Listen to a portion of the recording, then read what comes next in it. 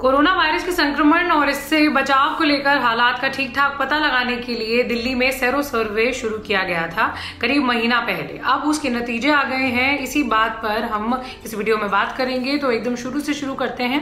पहली बात तो यह है कि सेरो सर्वे क्या है।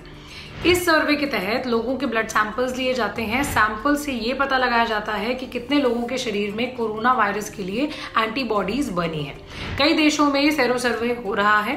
IgG एक तरह की एंटीबॉडी है जो खून के अंदर मिलती है।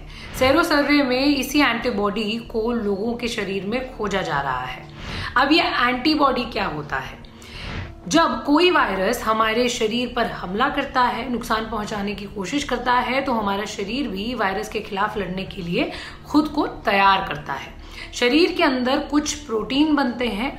इनका आकार Y यानी इंग्लिश का जो लेटर होता है Y जैसा होता है।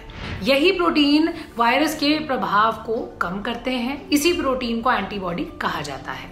अब सेरो सर्वे के नतीजों में क्या निकला है? दिल्ली में सेरो सर्वे के अभी तक के जो नतीजे आए हैं उनमें हर 5 में एक व्यक्ति के शरीर में एंटीबॉडी मिल रही है। इसका मतलब ये हुआ कि हर 5 में से एक व्यक्ति कोरोना के संक्रमण में आया है। या तो सिम्टोमैटिक है या फिर एसिम्टोमैटिक है। अब दूसरा सवाल है कि एंटीबॉडी मिलने का मतलब क्या है। कुछ समय पहले इसी से जुड़ी एक स्टोरी के लिए हमारी साथी लालिमा ने डॉक्टर LK शर्मा से बात की थी। तब उन्होंने ये बताया था कि सेरो सर्वे से हम ये भी पता लगाने की कोशिश कर रहे हैं कि कोरोना के केस में कितने लोगों के शरीर में एंटीबॉडी बनी है।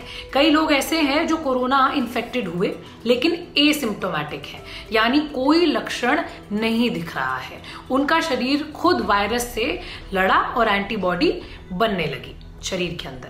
सेरो सर्वे से ऐसे लोगों के बारे में भी जानकारी मिल सकेगी। अब इस नतीजे के मायने क्या है? National centre for disease control यानी NCDC के निदेशक SK सिंह ने NDTV से बात करते हुए ये कहा कि 21,387 लोगों का रैंडम सैंपल लिया गया। इनमें से करीब 23% लोग संक्रमित पाए गए।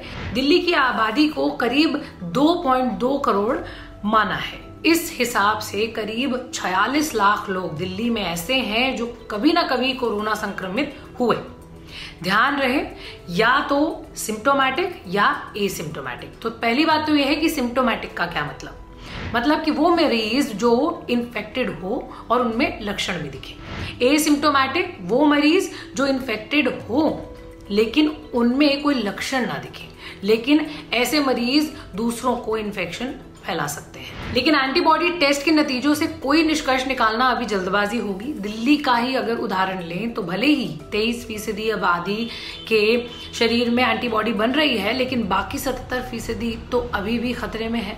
इस बात को स्पेन के उदाहरण से समझ सकते हैं, जहां सेरो सर्वे कराए गए थे। पता चला कि करीब 5% आबादी में एंटीबॉडी बन रही है, लेकिन उन्होंने इसे दूसरी तरह से रिसीव किया और ये निष्कर्ष निकाला कि 95% आबादी अब भी खतरे में है। साथ ही स्पेन जैसा देश जहां कोरोना का सबसे ज्यादा असर रहा, वहां 5% लोगों में एंटीबॉडी मिलने का मतलब है कि दुनिया अभी हर्ड इम्यूनिटी से बहुत बहुत बहुत दूर है। साथ ही ऐसी भी पुख्ता साक्ष्य अभी तक नहीं है कि जिनके शरीर में एंटीबॉडी बन रही है वो अब हमेशा के लिए पूरी तरह सुरक्षित ही है। तो कुछ भी कहना अभी जल्दबाजी होगी, जैसे कि हमने बोला। तो ये वीडियो यहीं तक देखने के लिए शुक्रिया। सेरो सर्वे की जो बात थी हमने आपको पूरी तरीके से समझा दी है। आप कुछ कहना चाहते हैं कमेंट बॉक्स में जरूर शेयर करें। अपना ध्यान रखें, अपने आप को आप कोरोना से बचाए रखने के लिए जितना हो सके घर के अंदर रहें। शुक्रिया।